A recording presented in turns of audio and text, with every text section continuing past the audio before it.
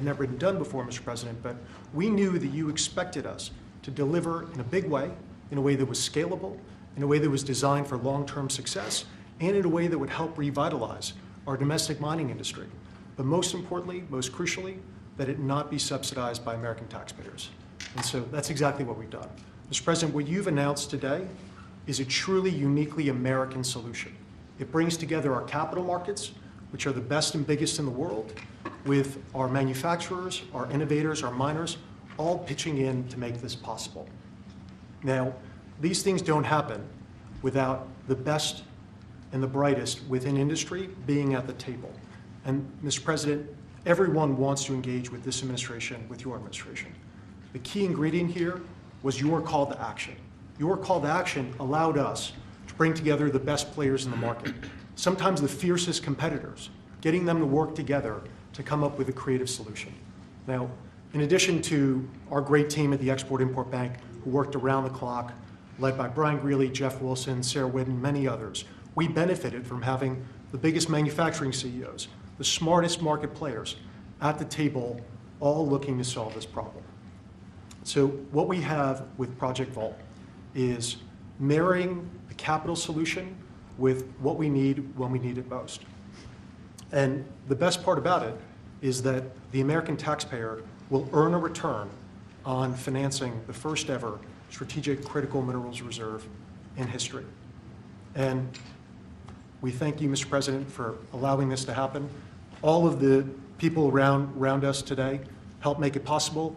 Our cabinet secretaries, our top CEOs, their teams, top market players, whether it be GM, GE Vernova, Boeing, Clarios, Google, Mercuria, especially Brian Fallick, Hartree, Traxxas, our friend Robert Friedland. All of us work together, Mr. President, to deliver this for you, so, and for the American people, so that manufacturers and workers all across the country can rest assured they'll have what they need when they need it most. So, and you're covering everything with this. We're not just doing certain minerals and rare earths. We're doing everything. Everything on a critical What about list. magnets? We're focused on the critical raw materials, and we anticipate that led by our great manufacturers, will help breed even more solutions. Great job. Thank you Mr. very President. much. Doug Burgum, please. Mr. President, again, I want to echo what John said, which is a great thank you to you. You've set the direction, and when you took office, you've done more in the last year for mining and minerals in our country, perhaps than any president in history. Just like drill, baby, drill, you said mine, baby, mine. And what's happened in our country is you've led us through deals with equity deals for the first time. The United States of America is driving equity deals to help sustain and balance this market. You unlocked Alaska with the Amber Road project. That opened up over 1,700 mining claims in Alaska. And of course, on beautiful clean coal, we've got critical minerals that are co-located with that coal, and we've unlocked that. The Biden administration did 0 coal leases during the last 4 years. You've done hundreds of millions of tons of coal leases. That's going to help drive electric prices down in America. Permitting, you mentioned this in your remarks. There were some permits that had lingered for 29 years. They got done in 4 months last year under your administration. And under your emergency authorities, some of these permits got done in as short as 12 days. You helped create a club of nations to help balance out the fact that we didn't have markets that were functioning around critical minerals. You led off with Australia, Japan, Korea, Saudi Arabia, and Thailand. This week we'll announce 11 more countries that are joining that club of nations as part of this global coalition. And behind that in the pipeline, there's 20 more nations that want to join under your leadership to allow for trade of critical minerals. And then here we stand today with the teamwork that was described. This would not have been possible without the incredible cabinet that you put together. Marco Rubio, Scott Bessent, Howard Lutnick, Chris Wright, and many others were involved in bringing this together through the vision. Standing with us today are some of our chairmen of our great congressional leadership who also have supported this and helped us find a way to do this without any appropriations. This is happening without tax dollars. And of course, our team on the ground here at the White House, including David Copley and everybody else at the NSC, David leading the global supply chain work, the folks working with the XM Bank team, working around the clock to make all this happen. So again, when you lead, when you put out a challenge, the teamwork happens. And then here we stand today. This is the largest XM Bank deal in the history of the XM Bank by more than double. And this is going to help drive national security. It's great for American manufacturers. It's great for American workers. Congratulations, President Trump. Thank you. You're doing a fantastic job, Doug. Thank you. Could I ask Mary Barra, the Chairman CEO of General Motors, which is setting records every single day, and she's doing a fantastic job, to say a few words and also discuss how good the car business is now in the U.S., please. Well, Mr. President, I want to thank you for your commitment to strengthening U.S. manufacturing and supporting the auto industry. Also want to thank your cabinet and members of Congress and the whole team here that made this possible today. Having a resilient supply chain is critical for our nation, and it's critical for all industry, especially the auto industry. We have been strengthened with many of the different policies that have been put in place over the last year. So I want to thank everybody for that. It not only supports U.S. manufacturing, it supports job creation. It also supports the consumer, so thank you. And business is held very strong. We still see a strong consumer, so I'm excited about 2026. I think it's going to be a record with all of your new plants opening up and everything else in our country. So, in our country. Robert? Please. Mr. President, thank you so much for what you've achieved. Everything we touch, we either grew it agriculturally and you've helped the farmers, or we mined it. All these cameras you see in front of you, they were mined. Every time you pick up a hand phone, it was mined. And so stimulating the ability for the miners in this country to help you industrialize the country, they're the salt of the earth, and we're super excited that America is doing something for not only our national security, but for the reindustrialization of the country, because you can't reindustrialize Detroit with a lot of metal. And I'm telling you on behalf of every miner I know, they're elated at the breakthroughs that have been achieved here. They'll make a lot more cameras in the future. And maybe you could help us teach everybody that everything you touch like that, somebody mined it. And we need your support, and we're really happy to get it. And congratulations, you're in the Hall of Fame. Is that the Rare Earth Hall of Fame or Minerals Hall of It's a Fame? bunch of pictures of dead guys that go back to Herbert Hoover, who was a miner. Mining's down to 1% of the S&P 500, but really everything you touch needs mining. And this is the first administration with your support where we've got hope. We can go out and really do it. So as I last met you in Saudi Arabia with Mohammed bin Salman. We're working in Chile. Right. We want to bring these metals back to the United States and refine them and use them right here. And the vision of this administration, Howard Lutnick's been helping a lot.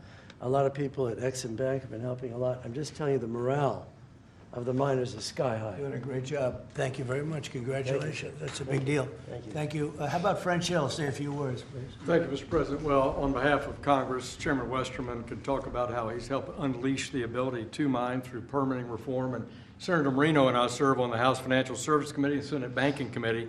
And we're best in this country when we take the private sector and we leverage it to unleash the directions that you're made. And so together with our reauthorization of the XM Bank, we leverage that resource with private sector dollars to make this a success. And it's going to be a huge strategic change in America's industrial capacity. Big difference, right? Big difference. There's never been really anything like what we're doing.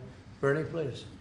Not to be hyperbolic, but if you hadn't been elected, the auto industry in America would be over. The It would be country would be completely over. The country would be over. Well, but the auto industry would have been gone first. What the Democrats had done with electric vehicles, the mandates, what you were able to accomplish last year, Secretary Lutnick, what Secretary Bassett was able to do with your leadership has transformed the auto industry. And I tell you, it's never been better for people in the auto industry. I hear it from all my friends. They are elated. And the worst part is that the people that you really saved were the car dealers in California, in New York, in New Jersey, right? And they fought me all the way, Mary, right? They fought me all the way, and now they're saying thank you very much. But you're doing a great job. Thank you, Bernie. Scott? Sir, as you always say, economic security is national security, and a country does not have sovereignty if we don't have control of our critical minerals, don't have control of our steel production and our industrial base. And thanks to the work of everyone here through your leadership, this was a public-private partnership that only you could have assembled. And we are taking back our sovereignty, and we are going to have this Vault project, a strategic mineral reserve, and I can't tell you how innovative and exciting this is, and the level of security it is going to give us going forward is phenomenal. And how is your new, and I think new and improved Fed chairman doing? How's that all going? So he's off to a great start. I think so. He had so much built-in credibility, and as the American people, smart people, like the Representative Hill, the Senator Moreno, they already knew him, and as the American people get to know him, the important thing is that they will be able to trust the Federal Reserve to steer the economy for them. He's going to do great. Howard, please. So, prior presidents took America for granted. They let our critical minerals only be controlled by China. They let our mining business go to hell by closing all the mines, closing our coal plants while China opened them. They let our auto industry, right? We used to produce 75% of our cars in America, and when Biden left, it was below 50%. We were just letting all of these industries just be shredded from America. And thank goodness you are in this chair, changing it and taking it back. We are taking back critical minerals. We are taking back mining. We're taking back the auto industry. You're going to watch us take back pharmaceuticals. We're going to take back semiconductors. None of this could possibly happen without your leadership. And it is the most fun to stand back here with your leadership because we are changing America back and making it great again. That's very true. Anybody would like to say anything else? Amen to that. You guys okay? Everything all right? Chairman West. Well, thank you, Mr. You're President. such a good man. Go ahead. It's a great day, and it couldn't have happened without your leadership. And I think people will be talking about this for a long time because we're bringing back American mining and American manufacturing. You know, God blessed our country with abundant resources. Secretary Burgum talked about the Ambler Road. 49 critical minerals that can be mined in sufficient quantities just in that one area, but from northern Minnesota, Arizona, my home state of Arkansas, we are blessed with all these minerals. They're just in the ground.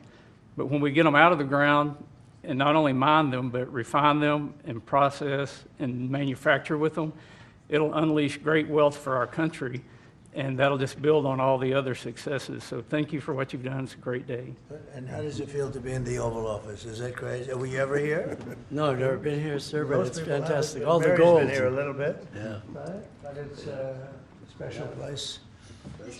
Never been so beautiful either. Yeah, questions, please. Mr. President, speaking of the Fed, would you like to see Janine Pirro drop the investigation into Chairman Powell to help? Senator Tillis has basically said that, you know, he's not going to really be working That's with why the he's not a administration senator very to help soon. bring war. So would you like to see the investigation No, she's got to away? take it to the end and see.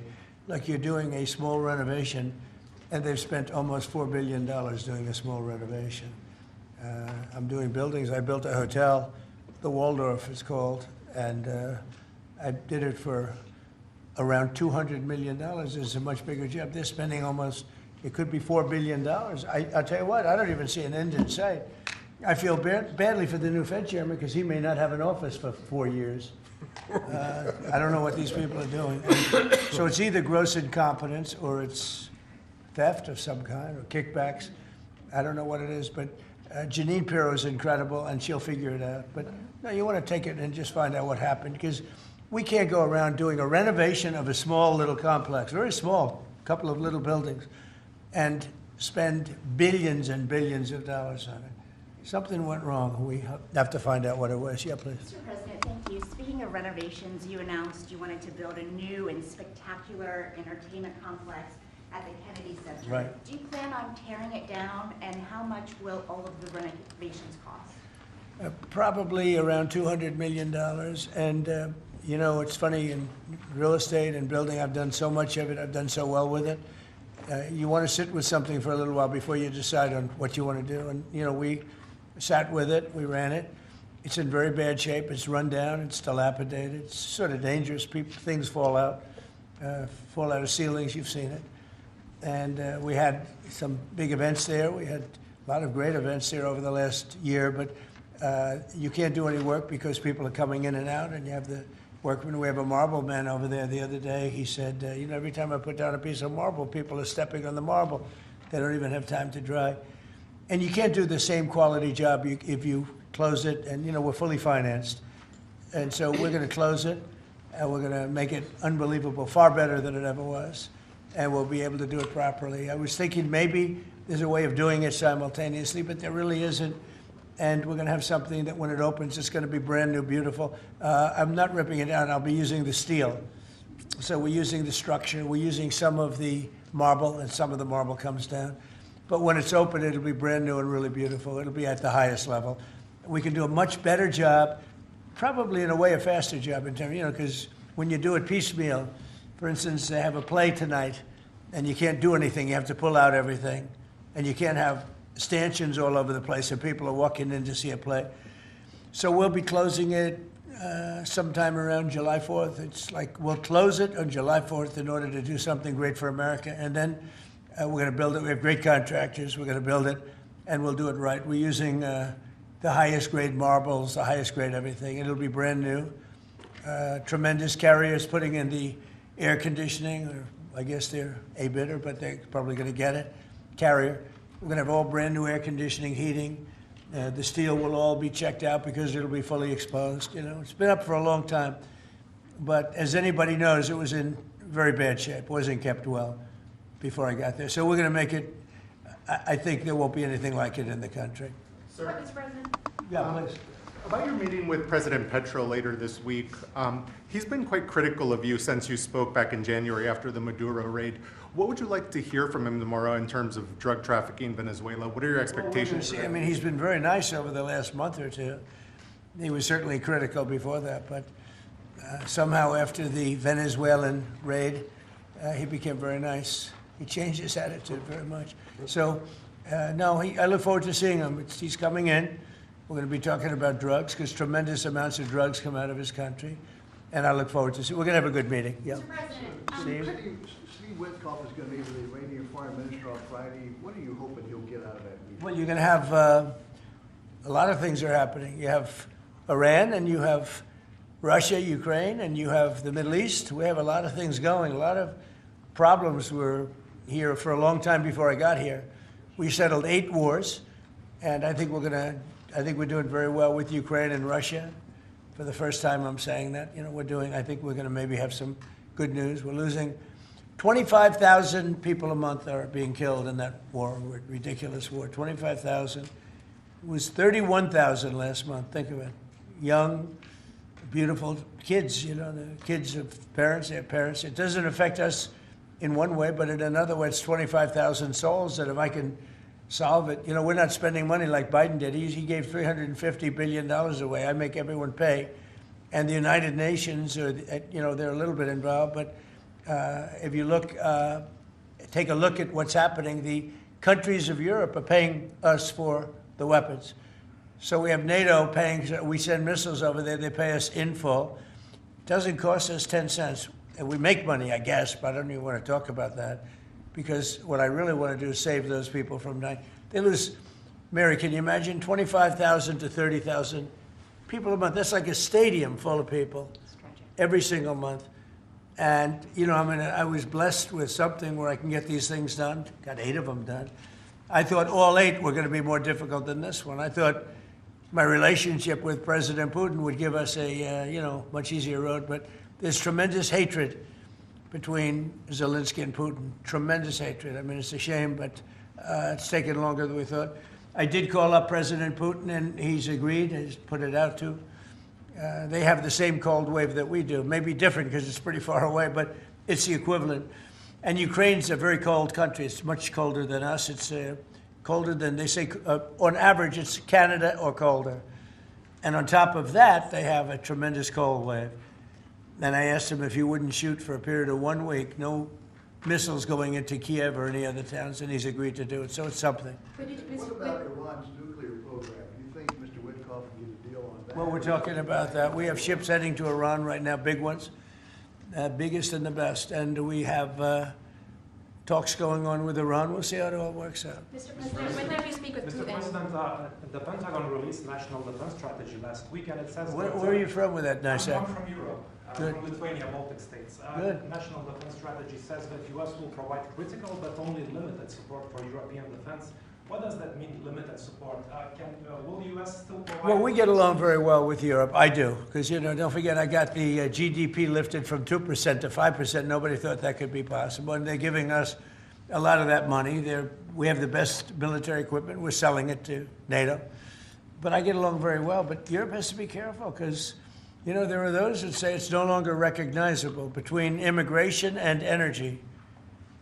You know, it's there's so much potential. In UK, you know, you have the North Sea oil, and they basically closed it down. And then they buy energy from Norway, which is the North Sea oil. So you figure that when Norway's got trillions of dollars, they have to be careful. You need energy, and you can't do the windmills, because the windmills, you're supposed to make money with energy, not lose money. So I'm very disappointed. I love Europe. I love the people of Europe. And they have to be very careful. They're at a tipping point. You have tremendous immigration problems, and you have tremendous energy problems. It's a bad combination. So. Mr. President, thank you, Mr. President. Kristi Noem just announced that you're deploying body cameras to Minneapolis. What's your thinking behind this decision, and do you want to see this? Well, it wasn't my decision. I would have, you know, I leave it to her.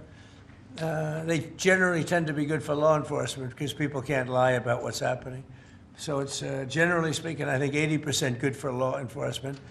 But if she wants to do that, I'm okay with it. Remember one thing, we closed the border. I got elected on a disastrous border.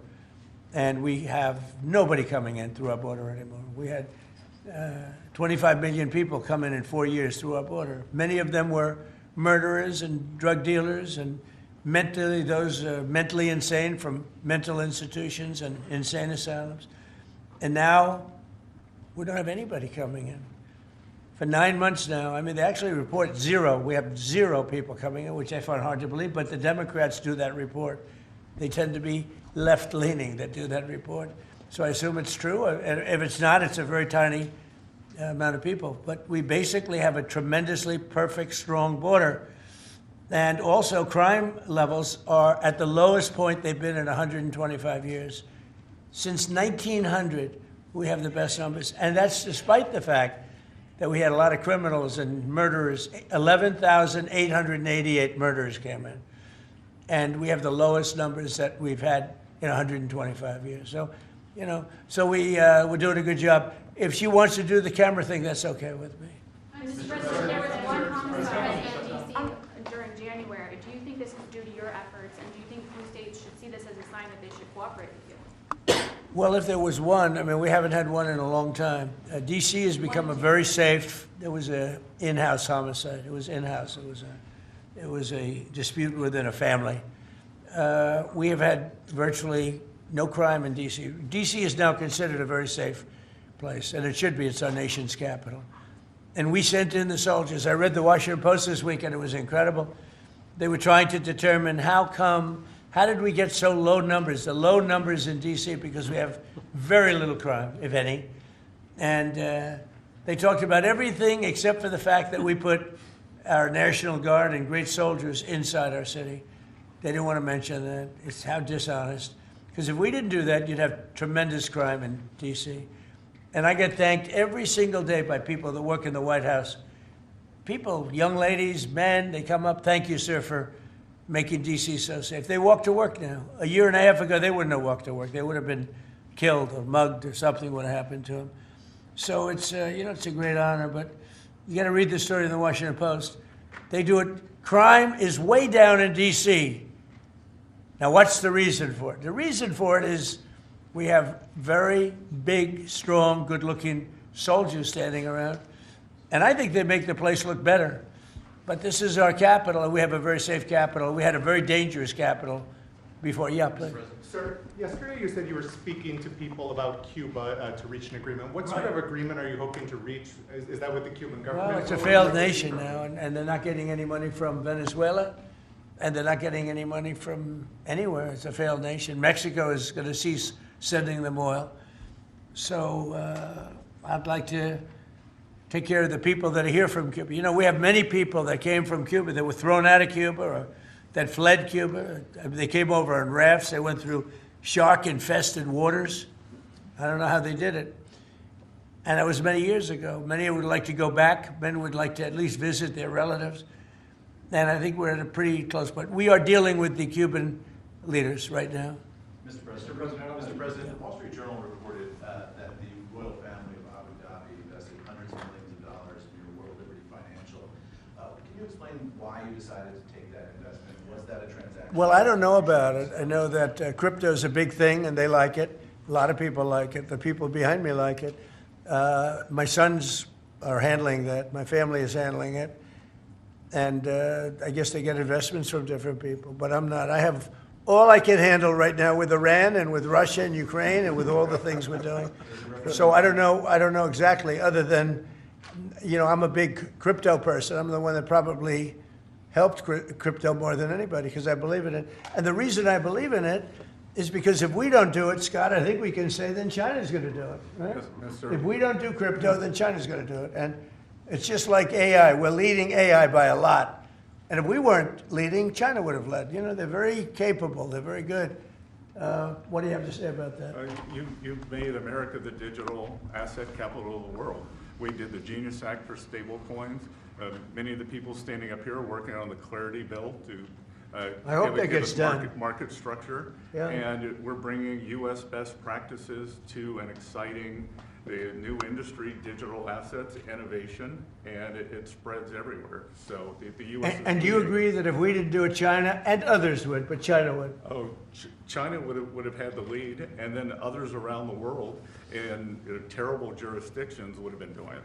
And on Iran, sir, can you say what your threshold of military action is? Well, I can't tell you what I'm going to do because right now, we have a tremendous force going there, just like we did in Venezuela, even bigger. And they'll be there soon, and I'd like to see a deal negotiated. I don't know that that's going to happen, but I mean, if I knew I wouldn't be able to, I wouldn't tell you. I'd be very foolish if I would tell you. But right now we're talking to them. We're talking to Iran, and if we could work something out, that'd be great. And if we can't, probably bad things would happen. Mr. President, there's 2 polls out today. Yeah, please. On the government shutdown, do you think there could be a resolution to this issue? And have you gotten I do. assurances from House Republicans? Well, I spoke with Speaker Johnson. I spoke with Leader Thune, and I think they're pretty close to a resolution. We were at 5.6% GDP, and we lost 1.5 points because of the 42-day shutdown. Think of that. We would have been at 7. Nobody ever saw a number like 7. And I think, Howard, probably 1.5 points was the number, right? 1.5 for the shutdown. Exactly right. And it's very bad for our country. But despite that, we have the highest numbers we've ever had. We're doing well. We're going right through it. But I will say that I spoke with Senator Schumer numerous times, and I don't think they want to see a shutdown either. Mr. President, are you going to sue Trevor Noah? Last night in a post, you alluded that something could be coming. Yeah, well, he said that I spent time on Jeffrey Epstein's island. I didn't. I mean, he's a lightweight, this guy. He's a terrible, I think he's terrible. I thought he did a terrible job at the Grammys. I thought the whole Grammys was terrible. I watched part of it. It's not watchable. But he was a lousy host. I'd say not as bad as Jimmy Kimmel, but pretty close. And no, he made a statement about me and Jeffrey Epstein. I have nothing to do with that. I have nothing to do with Jeffrey Epstein. And in fact, if you look at the DOJ, they announced, they released 3 million pages. It's like this is all they're supposed to be doing. And frankly, the DOJ, I think, should just say, we have other things to do, because that whole thing has turned out, I mean, other than Bill Clinton and, Bill Gates and lots of people that there are a lot of questions about it, but nothing on me. But it was even sort of better than that, because they found that Jeffrey Epstein and this sleazebag writer named Michael Wolff were conspiring against Donald Trump to lose the election. So Epstein was conspiring with a writer for me to lose the election. So right there, you know that I had nothing to do with this guy. But yeah, it's a terrible thing. The amount of time that's being wasted. When Epstein was alive, like 10 years ago, nobody cared about it. But they're only doing it. But now it's really hitting back on them because Bill Clinton is such a big part of it. The Democrats are pushing it. And the problem is that it's turning out to be the Democrats that were with and conspired with Epstein. So I think you're probably going to see a little pullback from them. But But think of it, they were working together to try and help me lose the election. But this is the Oval Office, so I guess that didn't work out too well. Okay, one more question. Mr. President, do you have an update on U.S. troop level in Europe? Are you planning any force reductions? Now, we have a great relationship with Europe. We have a great relationship with our troops. You know, one of the best things that I can say is that if you go back a year and a half ago, so I'm running for election, they had the worst recruitment numbers in the history of our country. Nobody wanted to join the military, or nobody wanted to join the police. Nobody wanted to join the fire departments. We couldn't get anybody to be a proud member of our country. And now, Doug, as I told you before, now we have the best recruiting numbers that we've ever had in our military. Army, Navy, Air Force, Marines, Space Force we love, and Coast Guard. I love the Space Force. It's doing great. But now we have waiting lists on everybody wants to join. You know why? Because people are proud of our country. Because our country is doing great. I think Mary can say the same thing. You had lots of people not working so well, and now you just wish you could get them in faster. I know that it's hard to get them. Yeah, we continue to bring people in and have training programs. We're Right. investing in the U.S. Training workforce. people. Yes. But 2 years ago, you didn't see anything like this. It's amazing what's happened. So we have the number one, in the history of our country, we've never had more people that want to join our armed forces than we do right now. And a year and a half ago, nobody wanted to join. They were embarrassed by our country. They were embarrassed by our leadership. And now they're proud of our country. And they're very proud of our leadership. And a lot of the leadership is right behind me. Thank you very much, everybody. Thank you, press. Thank you, press. Thank you. Thank you, press. Let's head out. Thank you, press. Start moving. Thank you, press. Let's go. Let's go. Thank you, press. Thank you, press. I got the first hit. I'll give you a follow.